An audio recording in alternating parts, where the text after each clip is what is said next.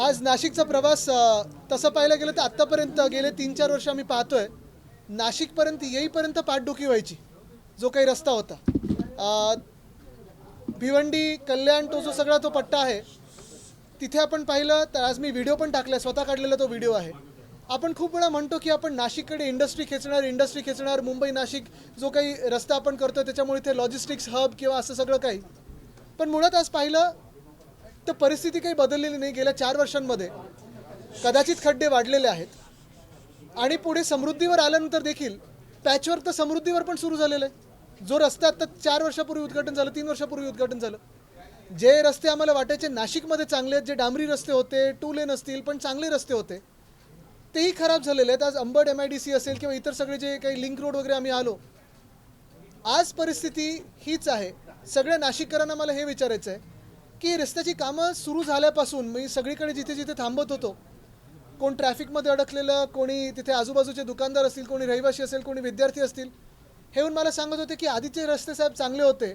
5-6 महिने आम्ही जो काही पाहतोय धुमाकूळ घातलाय कॉन्ट्रॅक्टर्सनी सगळीकडे, एवढा भयानक प्रकार चालू आहे. बरं, काल माझी यादी रस्त्याची कुठे कुठे मी जाणार हे सांगितल्यानंतर फटाफट तिथे JCB दिसत आहेत, कामं सुरू झालेली आहेत. पण कॉन्क्रीटचे रस्ते देखील बनवत असताना काही लेवल आपण पाहतो काही काही ठिकाणी एवढी उंचवलेली आहे की ते पाणी जाऊन आजूबाजूच्या घरांमध्ये किंवा इंडस्ट्रीमध्ये साचणारच आहे, तुंबणारच आहे. तर ही अशी परिस्थिती आपण नाशिककरांसाठी पाहतोय, ह्या भाजपाने करून ठेवलेली आहे. 17 तारखेला संजय राऊत साहेब स्वतः इथे मोर्चा काढणार आहेत. हजारो नाशिककरांना मी आवाहन करतोय की आपण या ह्याच्यात मोर्चात सामील व्हा. कुठच्याही पक्षाचे आपण प्रतिनिधी असाल, कुठच्याही विचारधारेचे आपण नाशिककर असाल, पण मला वाटतं सगळी ही विचारधारा बाजूला ठेवून नाशिकसाठी सगळ्यांनी एकत्र येणं गरजेचं आहे आणि हे आंदोलन करणं गरजेचं आहे. कारण ही परिस्थिती फार भयानक आहे. ही परिस्थिती अशी राहिली पुढचे 3-4 महिने. आज चाकणची आपण बातमी पाहिलेली आहे, नाशिकमधून पण इंडस्ट्री अशीच निघून जाईल आणि नाशिककर देखील स्थलांतरित व्हायला पुढे मागे पाहणार नाहीत. कारण असं किती दिवस राहायचं. बरं, हे काम आत्ता आपण पाहतोय, मी येणार म्हणून अनेक ठिकाणी काम सुरू झालं, पण ह्याच्या आधी आणि नंतर जेव्हा काम परत थोडं बंद होईल किंवा गती कमी होईल, आरोग्याचे विषय आहेत, स्वच्छतेचे विषय आहेत, डासांचं आपण पाहतोय वाढणार सगळीकडे, डेंग्यू मलेरिया, हे सगळं कोण पाहणार आहे? महानगरपालिका सांगते, प्राधिकरण बघते, प्राधिकरण बोलते, महानगरपालिका आहे. नेमकं चाललंय काय हा विषय नाशिककरांसमोर महापौर म्हणून तुम्ही येऊन सांगणार आहात का पुढे?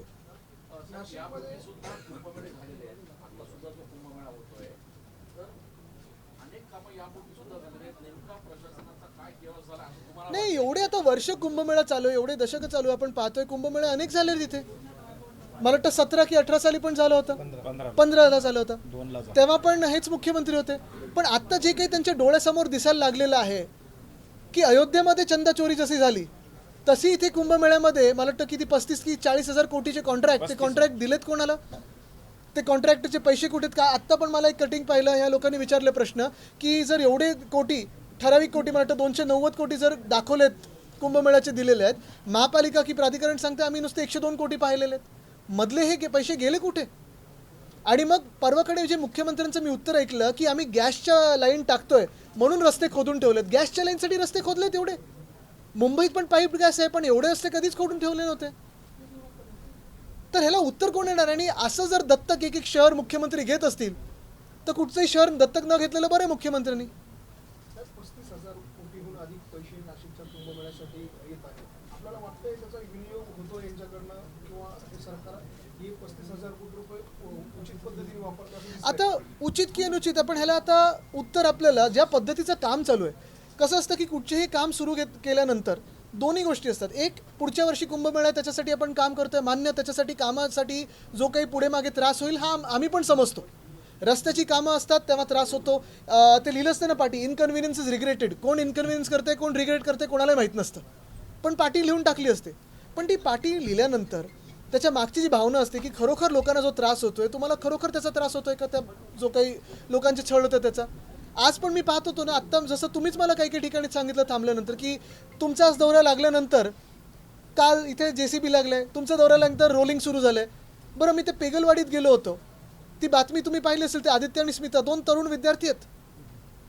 परवाकडे त्यांनी जो व्हिडिओ केला की काल व्हिडिओ केला, मी तर आपल्या सगळ्या सहकार्यांना आमच्या सांगितलं मला जाऊन त्यांना भेटायचं आहे. त्र्यंबकेश्वरला देखील ह्याच मोठ्या संख्येने कामं चालू आहेत कुंभमेळ्यासाठी. पण 2023ला जो झालेला रस्ता होता तो कुठे वाहून गेला की रस्ता कुठे होता ते कळत नाही. आज त्याच रस्त्यावर मी गेलो होतो, मी चाललोय म्हणून रात्री काल 1:30 वाजता डागडुजी सुरू झाली आणि पावसात डागडुजी सुरू झाल्यानंतर सकाळी कलेक्टर गेले, सकाळी मला वाटतं खोसकर साहेब जे आमदार आहेत ते गेले, दुपारी मी पोहोचेपर्यंत रस्ता परत गायब. तर हे नेमकं चाललंय तरी काय? हा पैसा जनतेचा आहे आणि हा कसा वापरला जातोय? जो आपण आत्ता प्रश्न विचारला ना की उचित की चुकीचं, मला वाटतं उत्तर ह्याच्यातच आहे की ही जी कामं चालू आहेत ती प्रोसिजर काय आहे, कामाची पद्धत काय आहे आणि काम होताना काय नेमकं हलगर्जीपणा आपण पाहतोय कॉन्ट्रॅक्टरकडून, ह्याच्यातच मला वाटतं फार मोठं उत्तर मिळेल. काही साधू महंतांनी नाराजी व्यक्त केली. त्यांनी असं म्हटलं की कुंभमेळ्याची कामं ही चुकीच्या पद्धतीने सुरू आहे आणि प्रशासनामध्ये आणि सत्ताधाऱ्यांमध्ये ताळमेळच नाहीये. ताळमेळ नाहीये. आणि अशा साधू महंतांच्या बाबतीत बोलताना मंत्री महोदय असं म्हणतात की तुम्ही कुंभमेळा बघा, बाकी उपाययोजना आम्ही करू. नाही, भाजपचं आता परिस्थिती अशीच आहे. आपण पाहिलं असेल अयोध्येमध्ये पण चंदा चोरीवर प्रश्न विचारल्यानंतर लगेच तुम्हाला हिंदू विरोधी बोलतात. आता मग मला वाटतं योगीजींनी सांगितलं की ज्यांचं काही देणं घेणं नाही त्या दानपेटीशी, आम्ही शिवसेना म्हणून तिथे निधी दिलेला आहे, पक्ष निधी दिलेला आहे, आम्ही स्वतः परिवार म्हणून दिलेला आहे. आम्ही प्रश्न नाही विचारायचे. बरं, ज्यांच्या भाविकांचे तिथे भावना जोडलेली आहे त्यांनी प्रश्न नाही विचारायचे. तसंच आपण पाहिलं असेल केदारनाथवर स्वतः शंकराचार्यजींनी प्रश्न विचारला, त्यांना पण हे हिंदू विरोधी बोलायला पुढे मागे बघत नाहीत. आणि इथे साधू महंतांनी जेव्हा प्रश्न विचारला किंवा सूचना दिल्या, काही साधू महंतांकडून आपण आशीर्वाद घेतो, आपण पुढचा गायडन्स घेत असतो. भाजप बरोबर त्यांचा वापर हा निवडणुकीत करत असतं. त्यांचं काय आध्यात्मिक सेल वगैरे त्यांनी बनवलेलं आहे. पण जे साधू महंत किंवा साधू महाराज जे सांगतात की कुंभमेळ्यासाठी जे तुम्ही कामं करताय त्याची खरोखर एवढी गरज आहे का, त्या पैशाची एवढी गरज आहे का, त्याची ताळमेळ आहे का तुम्ही जे कामं करताय आणि गरजेची. आता तुम्हाला आठवत असेल तपोवनचा विषय, तपश्चर्याचं वन हे तिथे बदलून मुख्यमंत्र्यांना तिथे नाईस पहिलं काय ते साधुग्राम करायचं होतं. आणि त्यांचे जे मित्र आहेत बिल्डर इकडचे नाशिकचे मुख्यमंत्र्यांचे, ते ट्रेजर आहेत मला वाटतं भाजपचे, ते सांगतात की आता यांना आपण नंतर TDR देऊ शकू. सगळं काही ह्याच्यातून पैसे काढायचे कसे, दानपेटी असेल किंवा TDR असेल, पैसे काढायचे कसे, ह्याच्यावरच फक्त भाजपचं लक्ष आहे. एकंदरीत नाशिकमध्ये जी काही खड्ड्यांची परिस्थिती झाली, 6 जणांचा अत्यंत बळी गेला, तुमची मागणी काय आहे? नाही, मागणी हीच आहे. आपण पाहिलं असेल मी इथे येऊन प्रशासनाला भेटतच नाही आहे, ना म्युन्सिपल कमिशनरना भेटतोय ना कुठच्या अधिकाऱ्यांना भेटतोय, कारण त्यांच्यावर बोट टाकून अर्थच नाही आहे. हे सगळा जो निर्णय आहे राजकीय निर्णय आहे, भाजपाचा निर्णय आहे. आणि मागणी हीच आहे की व्हाईट पेपर तर आम्ही मागूच, पण चंदा चोरीपासून इथे कुंभमेळ्यापर्यंत जो घोटाळा झालेला आहे, लोक प्रश्न विचारतील. आज आमचा 17 तारखेला मोर्चा आहे, तो मोर्चाचा तर आवाज आपण पाहालच, ती ताकद पाहालच. पण मी अजून एक आपल्याला सांगतो आणि आपल्या माध्यमातून प्रत्येक नाशिककरांना विनंती करतोय की जेव्हा जेव्हा आपण सत्ताधारी आमदार असतील, सत्ताधारी नगरसेवक असतील, यांना रस्त्यावर तुम्ही पाहाल, त्यांना थांबवून प्रश्न विचारा की माझे पैसे गेले कुठे. मी करदाता आहे, मी नाशिककर आहे, मी या नाशिकचा विकास चाहतो, मला पण चांगले रस्ते पाहिजेत. पण जे रस्ते तुम्ही करता आणि तुमचे जे कॉन्ट्रॅक्टर आहेत ते पैसे घालतात कुठे, कुठचे खड्डे. आता मी पाहिलं मध्ये पण एक बातमी आली होती, कितीतरी 1000 खड्डे बुजवले. खड्डे म्हणजे 15,000. मला वाटतं खड्डे जे ते बघतायत ते कॉन्ट्रॅक्टरच्या खिशातले खड्डे बघतात, बाकी कुठचे खड्डे बघत नाही. आदित्य साहेब, एकीकडे विरोधक या सगळ्या मुद्द्यावर आक्रमक आहेत. पालिका आयुक्तांचा दावा आहे की आम्ही जे रस्ते तयार करतो ते अतिशय दर्जेदार आहेत. विरोधकांनी आम्हाला दाखवून द्यावं की कुठला रस्ता उत्कृष्ट दर्जाचा. मला वाटतं पालिका आयुक्तांनी ही रिस्क घेऊ नये, कारण त्यांना अजून त्यांचे जे राजकीय बॉस आहेत ते कसे ते माहिती नाही आहेत. दुसरी गोष्ट मी त्यांना आठवण करून देऊ इच्छितो, जे मी जेव्हा दिल्लीमध्ये जो लाठीचार्ज झाला तेव्हा पण सांगितलं की देशातले वारे पहा आणि मग बोला. तुम्ही सांगत असाल दर्जेदार रस्ते असतील तर आम्हाला ॲफिडेव्हिटवर लिहून द्या की आम्ही दर्जेदार रस्ते देतोय. 1 वर्षानंतर ह्या रस्त्यांचं काय होतं ते बघतो आणि न्यूरमबर्ग ट्रायल्स काय होते हे पण लक्षात ठेवा. सभागृहामध्ये जेव्हा तुमचे नगरसेवक आंदोलन करता, रस्त्यावर उतरतात, त्यावेळेला तुमच्या नगरसेवकांना नोटंकी देखील म्हटलं जातं की नोटंकी करताय आंदोलन म्हणजे. आता हेच तुम्ही पाहिलं असेल दिल्लीमध्ये देखील जे खासदार आहेत पप्पू यादवजी, त्यांनी पण आंदोलन केलं, भगवे कपडे घालून आंदोलन केलं अयोध्येसाठी. त्यांना पण हिंदू विरोधी बोलले. काल पप्पू यादवजींनी साधू महंतांचा मोर्चा प्रधानमंत्र्यांच्या घरी नेला. जिथे जिथे प्रश्न विचारतात ना तेव्हा भाजपला ती नौटंकी वाटते, कारण भाजपची ही प्रथाच आहे की प्रश्न कोणी विचारू नये. भ्रष्टाचार किती केला तर प्रश्न विचारायचा नाही. आता तुम्ही मला सांगा ना, अशी प्रेस कॉन्फरन्स भाजपच्या नेत्यांकडून अपेक्षित आहे का? कुंभमेळ्याच्या नावाने बनावट कंत्राट निघालेले आहे आणि त्यामध्ये 2 आरोपींना पकडण्यात आलं. त्यात एक तन्मय महाजन म्हणून आहे, जे गिरीश महाजन यांच्या जवळचे नातेवाईक असल्याचं देखील बोललं जाते. अशा पद्धतीचे कंत्राटदारांची जवळपास 5 ते 20 कोटी रुपयांपर्यंतची फसवणूक जी आहे ती त्यांनी. हे खूप छोटे मासे आहेत. जो मोठा मासा गिळायला निघाला आहे शहर, ती भाजप आहे. आणि तुम्हाला हेच उदाहरण देतो, मुंबईमध्ये देखील मुख्यमंत्री महोदय स्वतः आपल्या मित्रांना अशाच जमिनी गिफ्ट देतात. मुंबईमध्ये 16 एकर पब्लिक ओपन स्पेस ही भाजपच्या एका आमदाराला दिलेली आहे. आत्ता पण मी पेगलवाडीमध्ये होतो, मी अपील तीच केली मुख्यमंत्री महोदयांनी, आपल्या माध्यमातून पण करतो. एक भाजपचे आमदार आहेत, त्यांच्या साखर कारखान्याला मुख्यमंत्र्यांनी 18 कोटी स्पेशल केस म्हणून कॅबिनेटने दिलेले आहेत. लोन कोणाच्या पैशाचं आहे? टॅक्सपेअर मनीचं आहे, तुमच्या आमच्या करदात्यांचं आहे. असंच स्पेशल केस म्हणून नाशिकच्या रस्त्यांकडे जरा लक्ष द्यावं मुख्यमंत्र्यांनी. असंच स्पेशल केस म्हणून राज्यातली जी आपली शाळा आहेत तिथे लक्ष द्यावं, आरोग्य केंद्र तिथे लक्ष द्यावं. का भाजपच्याच आमदारांना का स्पेशल केस पैसे मिळतात? अयोध्येच्या चांदा चोरीवरनं तुम्ही काही प्रश्न उपस्थित केले होते. मध्यंतरीच्या काळामध्ये तुम्ही चांदीची बीट आणि काही निधी दिला असं स्वरूपाचं आम्ही ते बोलत सुद्धा नाही कुठे. बरोबर. पण त्याच सगळ्या प्रश्नांवर गोविंदगिरी महाराज जे आहे, त्यांचे खजिनदार आहेत, त्यांनी काही प्रश्न उपस्थित केले. कधी कुणाकडे, केव्हा, आणि आता जर त्यांना हे माहिती नसेल तर त्यांच्या घरी, म्हणजे पूर्ण ट्रस्टच्या घरी, चंपतरायांच्या घरी का नाही ईडी गेली हो? अनिल मिश्रांच्या घरी का नाही गेली? आणि जर आम्ही दिलेले जे निधी असेल किंवा असे लाखो भाविक जे विचारतात, हाच तर प्रश्न आहे ना. लाखो भाविक जे आहेत, ज्यांनी दान केलेलं आहे, तेच विचारतात की दानपेटीतला पैसा गेला कुठे. म्हणजे ते आम्ही जे बोलतोय ते योग्य आहे, खरं ठरवत आहेत. ते स्वतःच्या ह्याच्यात फसतात, गुंतत फसतात. आरोप करत आहात, मात्र नगर विकास खाते हे एकनाथ शिंदेकडे आहे. मुंबई असो किंवा संपूर्ण महाराष्ट्रात खातेदारांकडे आहे. नाशिकला एवढ्या मोठ्या प्रमाणात खड्डे पडले, नाशिक दुर्गत झाली, मात्र ते आले नाही. नगर विकास खातं ज्यांच्याकडे आहे, एकनाथ मिंदे, ते कोणाच्या आशीर्वादावर जगतात हो? मंत्रिपद कोणामुळे मिळालं? भाजपमुळे मिळालं. मुळात पक्ष तोडण्यापासून सगळं काही जे आहे हा प्रकार भाजपने केलेला आहे. आणि मिंदेंबद्दल आम्ही बोलतच असतो. पण आता ज्या मुख्यमंत्र्यांनी हे शहर दत्तक घेतलं सांगितलं होतं, काय मेट्रो नियो देणार होते आणि काय काय देणार होते, आज रस्ते बघायला मिळत नाहीत, आपल्याला मेट्रो देणार होते 10 वर्षापूर्वी. 10 वर्ष झालीच ना त्या निवडणुकीला, 9 वर्ष तर झाली. नाशिककरांची नाराजी कुंभमेळ्याच्या कामांवर इतकी आहे की नव्यानं एकही रस्ता शहरामध्ये बनवला नाही. आणि त्या रस्त्यांवरती व्हाईट टॉपिंग नावाचा प्रकार यांनी वापरलेला भयानक आहे. आणि त्यामुळे नाशिककरांना पुढच्या काळात त्याचा अधिकचा त्रास होणार आहे. तर याबाबत आपलं शिवसेना म्हणून काय भूमिका? आम्ही जाब तर विचारत राहू. आणि जसं मी सांगितलं की आता लोकांनी देखील प्रश्न विचारले पाहिजेत भाजपला आणि त्यांच्या सगळ्या लोकप्रतिनिधीला की तुम्ही हे आमच्याशी हा घात का केलात. कारण महत्त्वाची गोष्ट हीच आहे बघा, जे आपण सांगितलं ते एकदम योग्य आहे. व्हाईट टॉपिंग आपण कधी करतो? एखाद्या एकदमच अडगळीतला गल्ली असेल किंवा एखाद्या गावात जिथे युटिलिटीज नसतील आणि तिथे कॉन्क्रिटायझेशन करायचं, तिथे व्हाईट टॉपिंग करतो. पण नाशिकसारख्या शहरामध्ये खरोखर प्रत्येक रस्त्याला कॉन्क्रिटायझेशनची गरज आहे का? मुंबईत पण नसते, नाशिकमध्ये नाही, पुण्यात नाही, कुठे नाही. एक ठराविक रस्त्याची विड्थ असते, त्याच्याहून कमी जर विड्थ असेल तर तिथे आपण कॉन्क्रिटायझेशन करत नाही, तिथे डांबराचेच रस्ते आपण करतो. दुसरी गोष्ट म्हणजे डांबराचे रस्ते असो किंवा कॉन्क्रिटायझेशन असो, त्याच्या खालती आपण डक्टिंग करतो. ज्या युटिलिटीज असतात त्या आपण त्या डक्टमध्ये टाकतो. स्टॉर्म वॉटर ड्रेनपासून पाईपलाईन सगळं काही त्या डक्टमध्ये असतं. अख्खा रस्ता त्याला खोदून ठेवायची गरज नसते. आणि तिसरी गोष्ट जी जगभरात पाळली जाते आणि खास करून आपल्या देशात पाळली जाते ती ही आहे की 31 मेच्या आधी सगळी ही कामं केली जातात. 1 ऑक्टोबर ते 31 मे ह्याला फेअर सीझन बोलतो आपण महानगरपालिकेच्या भाषेमध्ये. 31 मेला सगळी कामं ही आपण सेफ स्टेजला आणतो. सेफ स्टेज म्हणजे पावसाळ्यात पाऊस अतिवृष्टी असू दे किंवा दुष्काळ असू दे, पावसाळ्यात आपण रस्ते कुठचेही खोदून ठेवत नाहीत. आत्ता काय होणार आहे, जेव्हा पाऊस हा थोडा आवरला जाईल तेव्हा आरोग्याची स्थिती ते तुम्हाला फीवर क्लिनिक वगैरे घ्यायलाच लागतील. डेंग्यू मलेरिया वाढणार आहे, स्वच्छतेचा प्रश्न आहेच. आणि ही भीती सगळी मी काही नुसतं राजकीय भीती म्हणून म्हणत नाही आहे. पुढचे 5 वर्ष आहे तुमच्या हातात सत्ता, 3 वर्ष तर महाराष्ट्रात आहे. राजकारण काही एका रात्रीत पलटी होणार नाही आहे. पण जी नाशिककरांची काळजी आहे किंवा इतर शहरांची काळजी आहे ती आहे ना आम्हाला. आज एक वर्ष उरले जेमतेम कुंभमेळ्याला. उज्जैनचा कुंभमेळा नाशिकच्या नंतर 1 वर्षाने होणार, म्हणजे 2 वर्ष. तिथली 80% कामं ही पूर्ण झाली आहेत आणि नाशिक असं आहे की 80% कामं बाकी आहे. आणि इथे एक कुंभमेळ्याचं प्राधिकरण आहे, कुंभमेळ्यासाठी मंत्री आहे, कुंभमेळ्यासाठी खास अधिकारी दिलेत, तरी झालेलं आहे. बरं, अधिकाऱ्यांना पण चांगलं आधी एक्सपिरियन्स आहे. महाबळेश्वर पाहिलेलं आहे त्यांनी, सातारा डिस्ट्रिक्ट पाहिलं आहे, पिंपरी चिंचवड पाहिलं. म्हणून परत मी एकदा तुम्हाला सांगतो, प्रशासन किंवा अधिकारी त्यांना आम्ही बाजूला ठेवतोय, कारण आत्ता हा निर्णय जो सगळा आहे हा राजकीय आहे. अजूनही पालकमंत्री मिळाले नाही नाशिकला, रायगडला नाही, नाशिकला नाही. आता झेंडावंदनसाठी ते देतात, पण बाकी काळजीच नाही त्यांना.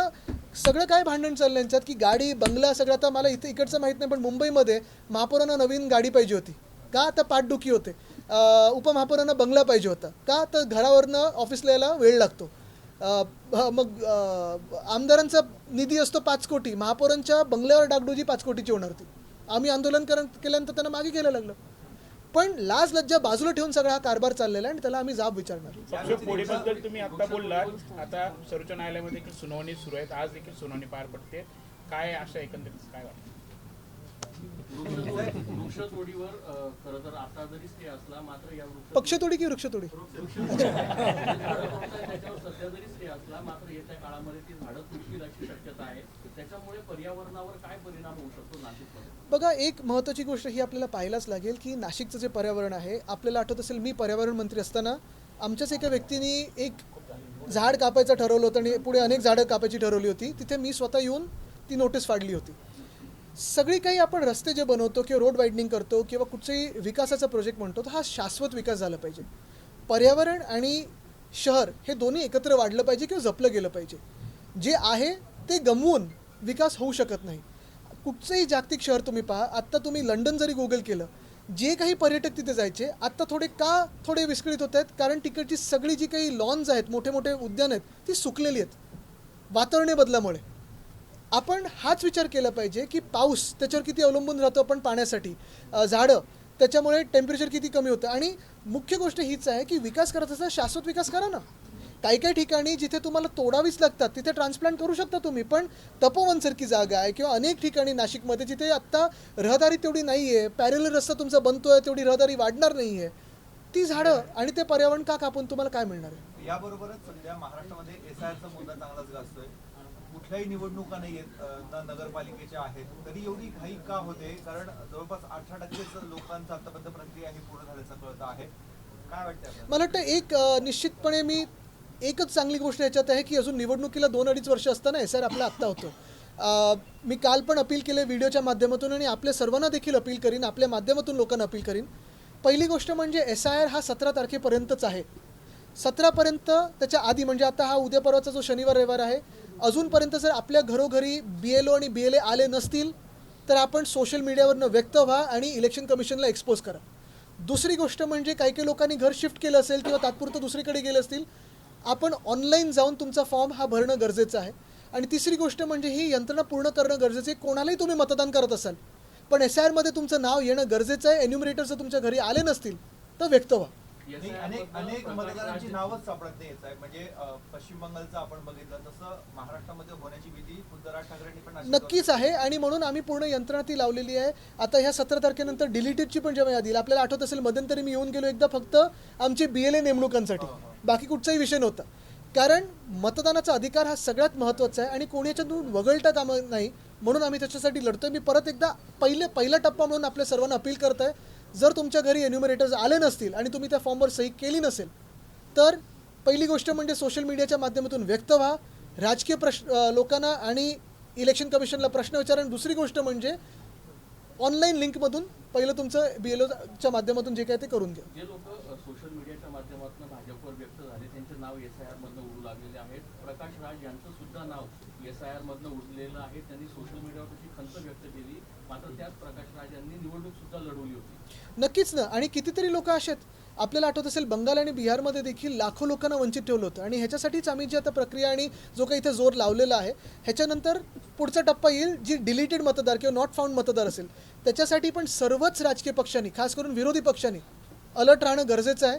कारण ह्या माध्यमातून तुम्ही जे एन्युमरेट झाले नसतील मतदार त्यांना या प्रोसेसमध्ये घेऊ शकता. साहेब, एक धक्कादायक बाब समोर आलेली आहे. राज्यामध्ये आदिवासी आश्रमशाळांमध्ये गेल्या 2 वर्षात 450 विद्यार्थ्यांचा मृत्यू झाला आहे. सर्पदंश, गळफास, अपघात अशी वेगळी कारणं त्यामागे आहेत. खास करून गडचिरोली या जिल्ह्यातून आपण पाहिलं असेल, परवाची बातमी होती. गेले दोन्ही म्हणजे एक घटनाबाह्य मुख्यमंत्री आणि आत्ताचे मुख्यमंत्री हे त्या जिल्ह्याचे सातत्याने पालकमंत्री व्हायला उत्सुक असतात. पालकमंत्री तुम्ही ज्या जिल्ह्याचे आहेत तिथे सर्पदोषाने आपण पाहतोय लहान मुलं मुली बिचारे मृत्यू पावतात. पण पुढे काय? तिथे तुम्ही मोठ्या माईन्स उघडताय, तिथे तुम्ही टायगर कॉरिडॉर्स बंद करताय, तिथे तुम्ही जी जंगलात ती छाटून टाकताय, जिथे नाही तिथे सगळं काही तुमची यंत्रणा घुसवत आहे. पण एवढं बेसिक गोष्टी नाही होऊ शकत. तर म्हणून मी आता परत एकदा आपल्या सर्वांच्याच माध्यमातून जी जनता जागृत झाली, आज खास करून मी कौतुक त्या लहान मुलीचं स्मिता आहे ती आणि लहान मुलगा तो आदित्य वर्गातले जे आहेत त्या पेगलवाडीतले, त्यांचं कौतुक करायला आलो. परवा कर्जतमधले जी मुलं मुली होते, विद्यार्थी होते, त्यांचं कौतुक केलं. आणि आज मी परत आपल्या सर्वांना आपल्या मीडियाच्या माध्यमातून हीच विनंती करीन की नाशिकमध्ये जी काही एकंदर आपण पाहतोय जो काही गोंधळ उडालेला आहे सिव्हिक सर्व्हिसेसचा, पाण्याचा प्रश्न बिकट आहेच. अनेक ठिकाणी रस्ते जिथे खोदलेले आहेत तिथे लाईट काढलेले आहेत, स्ट्रीट पोल्स काढलेले आहेत आणि रस्त्याचे जे खड्डे आहेत. आम्ही आज दौरा करतोय, परवा मोर्चा आहे म्हणून थोडं जोर लावलेलं आहे कॉन्ट्रॅक्टर्सनी, पण जिथे जिथे हे काम बंद असेल तिथे जाब विचारा, सोडू नका. आपण मोठे वादखेळ मुंबईत बघायला मिळत आहेत. ताडदेवमध्ये एक अशी घटना घडली की नॉनव्हेज खाणाऱ्यांना बिल्डिंगमध्ये कुठलाही फ्लॅट देणार नाही अशी दादागिरीने आलेला. बघा, व्हेज नॉनव्हेजचा जो विषय आहे हा आम्ही अनेकदा बोलून झालेला आहे की भाजपची सत्ता आल्यानंतरच ही दादागिरी सुरू झालेली आहे. इथे पण आपण सगळे, कोणीतरी व्हेज असेल कोणीतरी नॉनव्हेज असेल, पण जे कोणी काय खातं बाजूला पण बसून खातो आपण, त्याला काही कोणाला प्रॉब्लेम नसतो. ही महाराष्ट्राची संस्कृती नव्हती. पण हा जो कोणी बिल्डर असेल ह्याची ओसी रद्द करणं ही मुख्यमंत्र्यांची जबाबदारी आहे. नाहीतर आपल्याला कळतील की मुख्यमंत्री महाराष्ट्र विरोधी आहेत आणि मराठी विरोधी आहेत. आपण महापालिकेमध्ये आहात, खरं तर आपल्या पक्षाचा विरोधी पक्ष नेता इथे असणं आवश्यक होतं, मात्र महापालिकेच्या निवडणूक होऊन अनेक दिवस झाले अद्याप काय विरोधी पक्ष नेता ते आता बघतात तिथे दिल्लीमध्ये राहुलजी आणि खरगेजी कसे लढत आहेत आणि म्हणून विधानसभेत असेल, विधान परिषद असेल किंवा इथे द्यायला घाबरत आहेत. पण पक्ष नेता पद नसताना देखील आमचे सगळे कसे लढतात तुम्ही पाहताय. पंजाबच्या उपमुख्यमंत्र्यांवरती नांदेडमध्ये गोळीबार झालेला, फायरिंग झाली. कधी झालंय, काय झालंय? पंजाबचे उपमुख्यमंत्री आहेत. अरे नाही, पण हे आता थोडी माहिती घेऊन मला बोलायला लागेल, कारण अर्थातच राहुल गांधींच्या मानसिकतेत जिनांचा आत्मा आहे अशी टीका भाजप खासदार निशिकांत दुबे यांनी केली. काय त्यांचं थोडं ते जसं बोलतात चेकिंग करणं गरजेचं आहे. कारण काय झालंय, एक तर ते पहिलं महाराष्ट्र विरोधी, त्याच्यानंतर तुम्ही जे काही स्टेटमेंट्स पाहता ते पाहतच आहेत. आणि मध्यंतरी ते जेनझीच्या पण विरोधात बोलले होते ज्या दिवशी धर्मेंद्र प्रधाननी राजीनामा दिला. पण अशा थोड्या कमी ह्याच्यात जास्ती लक्ष देऊ नका. सहानुभूतीची गरज आहे, त्यांना मंत्रिपदाची अपेक्षा असते. पिछले 5 साल में महाराष्ट्र में 36,000 कंपनियां बंद की गई, लोकसभा में वो मुद्दा भी हुआ. आपने महाराष्ट्र के अंदर बंद इसके बारे में जानकारी दो. पहली बात तो आपने सही सवाल पूछा. जो यहाँ के सांसद है राजा भाऊ वाजे साहब, उन्होंने ये सवाल पूछा था और यही जवाब आया कि 35,000 इंडस्ट्रीज़ और बिजनेसेस और एलाइड बिजनेसेस ये सारे पिछले 5 सालों में यहाँ से बाहर गए हैं, महाराष्ट्र से बाहर गए हैं. लगभग 680 गुजरात में गए, बहुत सारे अलग अलग जगह पे गए. लेकिन महाराष्ट्र से पिछले 5 सालों में ये इमिग्रेशन क्यों हुआ है, इसका जवाब सीएम ने खुद देना ज़रूरी है. 2 ही उदाहरण मैं दे सकता हूँ. एक, जो हमने ईज़ ऑफ कंप्लायंस कमेटी बनाई थी, क्योंकि क्या होता है बहुत बार ऐसे होता है कि आप ईज़ ऑफ डूइंग बिजनेस में इन्वाइट करते हो, लेकिन एक बार आप बस जाते हो यहाँ पे, कंपनी शुरू हो जाती है, तो बाकी के जो आपके बिजनेस लॉज होते हैं उसको डीक्रिमिनलाइज करना बहुत ज़रूरी है. हमने जो ईज़ ऑफ कंप्लायंस कमेटी बनाई थी वो हमारी सरकार गिराने के बाद एक भी बार मिली नहीं है शायद. दूसरी बात यह है कि चाखंड की आपने बात की होगी या देखी होगी, लगभग 20 इंडस्ट्रीज़ इसी महीने में बाहर एमिग्रेट हो रहे. नासिक का भी यही हाल है. अगर रास्तों की जो परिस्थिति है वो ठीक ना हो, पानी की परिस्थिति हो या बिजली की स्थिति हो, ये ठीक ना हो, तो ऐसे ही निकल जाएंगे. और सीएम देखते रहेंगे, डावोस जाते रहेंगे, साइन करते रहेंगे, मफलर पहनो, जैकेट पहनो, खुश रहो, लेकिन युवा बेरोजगार रहेगा. पायाभूत सुविधा नाहीच आहे ना. चाकण असेल, नाशिक असेल, आता मुंबई नाशिक हायवे पहा तुम्ही, लॉजिस्टिक्सच्या गाड्या पहा, सगळ्या जे काही पाहतोय आपण ट्रॅफिकमध्ये अडकलेले, तासन तास अडकलेले आहेत, लोकांचे हाल, गुड्सचे हाल. आणि त्याच्यात आम्ही जे ऐकतो, जे काही इंडस्ट्री ग्रुपकडून ऐकतो, जे काही त्यांचे असोसिएशन्स हे ऐकतो, एखादी MIDCमध्ये प्लॉट घ्यायला देखील 3 वेगळे पॉवर सेंटर्सकडे जायला लागतं. मग 3 पॉवर सेंटर्स झाले की इंडस्ट्री डिपार्टमेंटमध्ये अधिकारी आणि अनधिकृत लोक जे बसतात मुख्यमंत्री कार्यालयातून, त्यांच्याकडे जावं लागतं. खूप भयानक प्रकार आहे. अमित शाह कह रहे हैं कि हम लोग संसद में बातचीत करने के लिए तैयार होते हैं. राहुल जी संसद चलाने नहीं देते. उनकी मन की बात सुनने के लिए हमें नहीं जाने.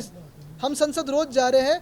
चंदा चोरी कैसे हुई, किसने की, उस पर क्या हुआ, ये सुनना है. और दूसरी बात, हमें एक ही जवाब सुनना है कि लाठी चार्ज हो, लाठियों में कीले बसाने हो, या फिर टीयर गैस हो, या बिहार में AK-47 चलाना हो, या फिर इलेक्ट्रिक टेजर गन हो, ये चलाने के आदेश किसने दिए, यही जानना है.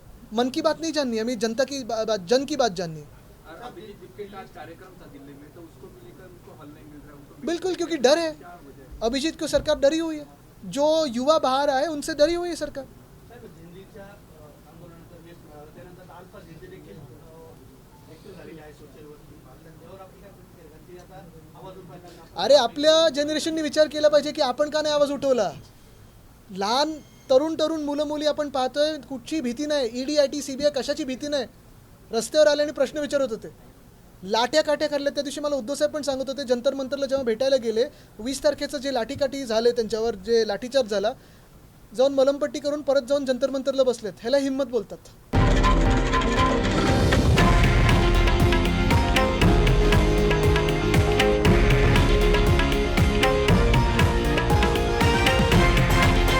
हे आहे देशातील नंबर 1 न्यूज नेटवर्क आणि आपण पाहत आहात TV9 मराठी, एकमेव.